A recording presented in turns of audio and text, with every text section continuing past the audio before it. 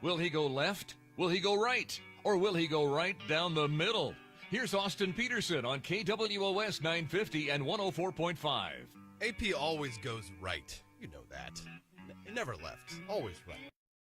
And always correct as well. Michelle Obama, former first lady, says living in America under Trump is like living with a divorced dad for the weekend, which I assume is supposed to be offensive, but when I retweeted, I said, so it feels like a vacation weekend or like unlimited pizza, video games, and fun times? That's what I tweeted, but obviously I had a wry grin. Tweeted that, but I don't really care for the language that the former first lady was using because it assumes that living with a divorced dad or being with a divorced dad for a bad thing. And quite frankly, I think it's time for us to talk about shared parenting. And for that, I have some and some big news coming out of the legislature today. A Senate will be heard by the senators about equal shared parenting. And from Americans for Equal Shared Parenting, I have my friend Mark Ludwig. Mark, welcome to the show. Thanks for having us on. Absolutely. And we're joined by Jeff Miller and Jeremy Roberts. Gentlemen, thank you very much for coming on today. Hello, good morning. What is the nature of this bill that the Senate is hearing today? Yeah, the bill, it's actually a House bill sponsored by Kathy Swan that's now coming over to the Senate. But it basically is a 50-50 rebuttable presumption that says until any facts are known, the judge should start the case assuming that a child has equal access to both of their parents. Okay. And judges still have discretion. Explain it to me like I'm 5. Rebuttable. Like, be careful with the big words. Yeah. The presumption is that a child has equal access to both parents, but rebuttable simply means that the judge still has discretion based on 8 determining factors to move the case one direction or another. But from a due process standpoint, before you just rip a parent out of a child's life, you need to look at some facts of the case. And unfortunately, nationwide right now, the standard is that one parent's relegated to an every other weekend visitor, if you will. So what are the prospects that a bill like this could pass today? We think very, very good. It passed in the House 119-30 about a week and a half ago. Now it's come back over to the Senate. We did have a Senate hearing. We had a companion bill this year. So we had the same bill introduced in both chambers. And this exact same bill passed this exact committee. I guess it was about 7 or 8 weeks ago, 5-1. So it's looking really good, actually. So what's at stake here, essentially? I mean, what do people in Missouri stand to benefit if this bill passes? Well, society right now is paying too high of a price for a fatherless society that Phyllis Schlafly talked about 20 years ago. That when you rip one parent out, usually it's the father, not always, but in many cases it is. But you rip one parent out of a child's life, and they've got 2 traumas they're dealing with.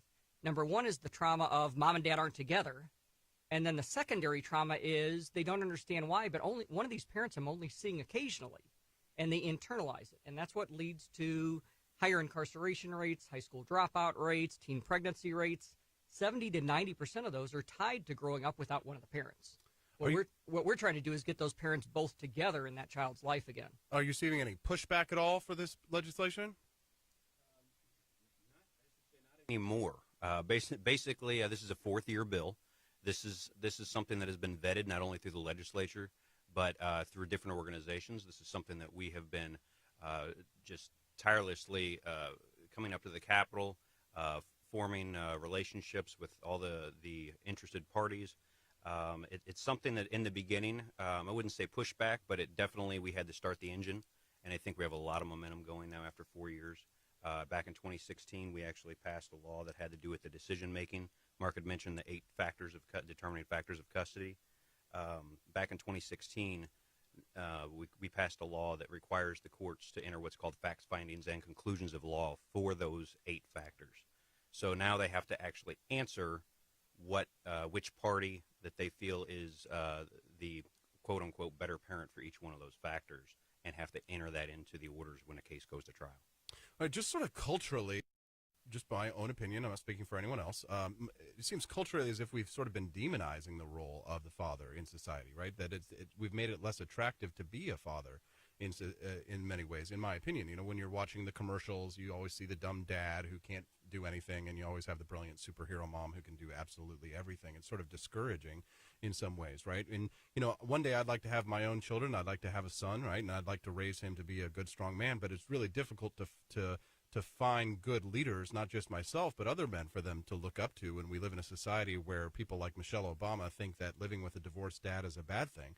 I mean, in terms of like the overall cultural aspect of this thing, I think there needs to be a cultural change. I'm glad you gentlemen are working on the legislative side of things, because certainly it feels as if men don't get a fair shake when it comes to family courts, when it comes to, being able to spend time with their kids.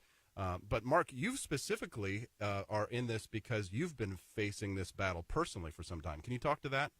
Yeah, I don't like to talk too many details about my case, but generally what ended up happening is shortly after my son was born, I ended up going 204 days without seeing my son. We weren't married at the time, and I found out that if you're not married in the state of Missouri, you have no rights to your child early on. Wow. And after a year of a court battle, I was relegated to the equivalent of the every other weekend dad. And that was when I started doing research on all these studies that are showing what ends up happening to children raised in that environment. So if this legislation were to pass and it reaches the governor's desk and the governor signs off, what changes immediately? I mean, what this really does is we've talked about, dads and moms, but what this legislation really does and why it's so appropriate is it puts children first again. It focuses on kids. One criticism of the bill and one argument I've heard, and I'll just quickly dispatch with it, is that this is really parent-centric. This is all about the parents. And what I see going into family court every day, no, what parent-centric is I don't like the way you do homework with my child, so I want 100% of my kid, 100% of the time, and you're going to get supervised visitation. That's the current status quo. That's conflict-driven. That's winner-takes-all approach. That's an adversarial system that just begs for more litigation, more attorney's fees, and dragging cases out. What this bill does and why it's so important is, again, it focuses on children and is child-centric because the main point is that child had equal access to both mom and dad before divorce or separation. This bill maintains that same equal access to mom or dad after divorce or separation. And that's what's so important.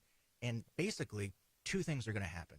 Either, and after divorce or separation, the parties have to, the parents have to do new economies of scale, new division of labor. One's going to have to go work. One's going to have to pick up doing things around home, laundry and whatnot. So two things are going to happen. That other parent is going to step up, and they're both going to be involved, and kids win. Then you have both active parents in their lives. And numerous studies have shown kids do best when that happens.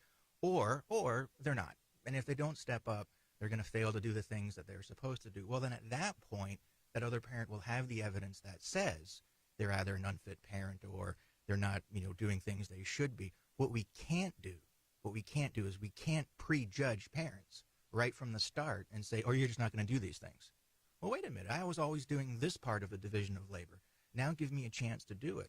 Now, it's unfortunate they may have to go back to court 6 or 7 months later, but it's going to be so quick and so fresh in the judge's mind.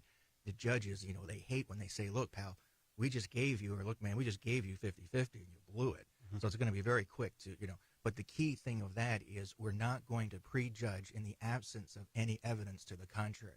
Give them a chance to step up once they divorce or separate. Gentlemen, you obviously have your work cut out for you, but if you wanted to enlist the help of fellow citizens who agree with you, how would they do so?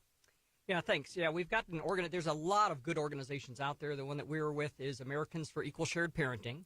We've got a Facebook page, so if everybody can like the Americans for Equal Shared Parenting Facebook page, and a website, which is the abbreviations, AFESP.com. AFESP.com. So are you asking people to call their legislators today to get involved, or what are you looking for in terms of like citizens who would like to support this efforts? Absolutely. What we would like to do is if people could go to the Missouri Senate website, there's a legislator lookup there. You can put in your address. It'll tell you you don't want your D.C. rep or senator. You want your senator from Missouri. And at that point, if you could give them a call, let them know that you support HB 229, sponsored by Catherine Swan, and you believe in this process, you believe in this shared parenting movement that's going on, not just locally, but all across the country, and for good reason. This is a new pioneering effort. So when people say, well, is this